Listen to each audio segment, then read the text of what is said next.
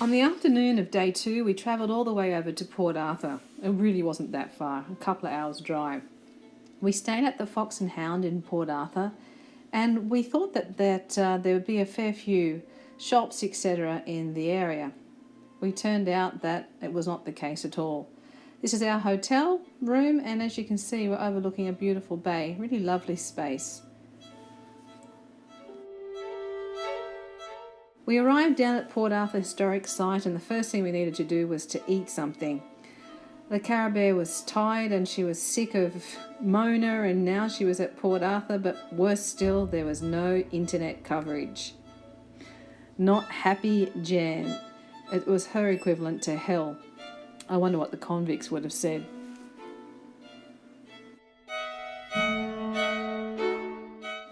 The Port Arthur Historic Site is a place of national and international significance and part of the epic story of the settlement of Australia. Port Arthur was much more than a prison, apparently, although, having a look at it, I'm not real sure. Apparently it was a complete community, home to military personnel and free settlers.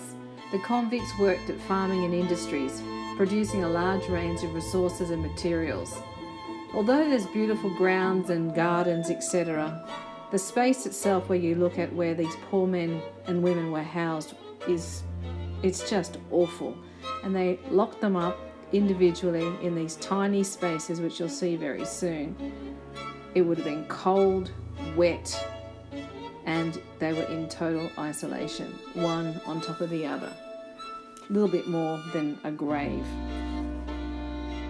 The afternoon that we turned up to view Port Arthur was a glorious, beautiful day. It wasn't very cold either, and as we walked around, it was easy to actually ignore the fact that this was a place of utmost misery and suffering. As you can see, it was a glorious day outside. When you walked around where the actual governor of the penal settlement actually lived and looked at his house and the view he had over the inlet, it's quite deceptive about what really took place here at this site. We spent the rest of the afternoon exploring the historic site of Port Arthur.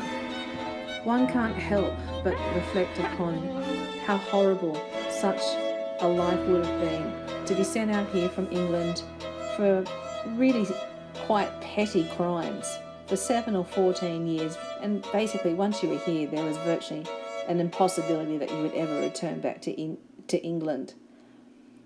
When you were here, you were subjected to harsh and cruel treatment by those who were responsible for looking after you.